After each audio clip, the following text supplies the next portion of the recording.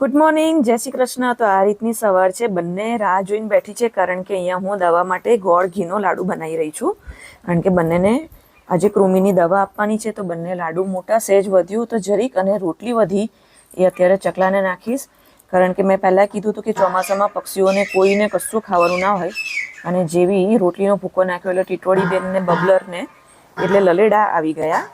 અને એક કપમાં એક બોટલ ખાલી કરીને 15 ml એની એ લોકોની એજ પ્રમાણે 15 ml પણ છે ને હું સહેજ થોડીક લઉં છું કારણ કે આમ તેમ થતાં દવા પીવડાવતા ઢોળાઈ જાય એટલે હું સહેજ વધારે રહીશ. ગાઈઝ, જેમ સ્ટ્રે ડોગને કે બ્રીડ ડોગને દર 3 મહિને ડિવર્મિંગ હોય, કૃમિની દવા હોય, એમ ગાયોને પણ કૃમિની દવા હોય જેથી પેટમાં જે કૃમિ હોય એ મરી જાય અને એના હેલ્થ માટે પણ સારું. તો સૌથી પહેલાં અમારા ગૌરીબેન ઉલ્લુ બની ગયા. ગૌરી ભોળી છે, ચાલાક નથી. તો ગૌરીને દવા પીવડાઈ ગયું. પહેલો અખતરો સક્સેસ ગયો.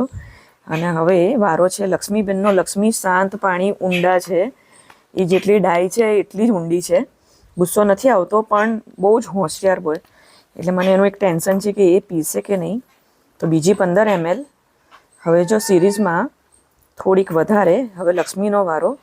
પણ બહુ ટ્રાય કર્યો, લક્ષ્મીએ પીધી નહીં કારણ કે લક્ષ્મીને ખબર પડી ગઈ હતી કે લાડુની જગ્યાએ પહેલાં દવા મોઢામાં જવાની છે. બહુ ટ્રાય કર્યો ગાઈસ, પણ પોસિબલ ના થયું. અંતે સાવજે દોરીથી પકડી એનું મોઢું પકડ્યું અને પરાણે મેં પછી એને દવા પીવડાવી. અને જો સાંજે વરસાદ બંધ થતાં હું ને શૌર્ય બહાર આવી ગયા. અને જો વરસાદનું જ વાતાવરણ છે અને થોડીક વારમાં જો અમારા નાટક જુઓ. શૌર્યને આજકાલ બાઇક પર બેસવાનો બહુ શોખ છે. એણે કીધું તું પણ બેસી જતો પહેલાં, પછી હું પણ આગળ બેઠી. જનરલી હું એટલે ઊભી હોઉં છું કે ચારે બાજુ જનાવરનું ધ્યાન રાખું, એટલે હું કાયમ ઊભી હોઉં છું અને એને બેસવાનું કહું છું.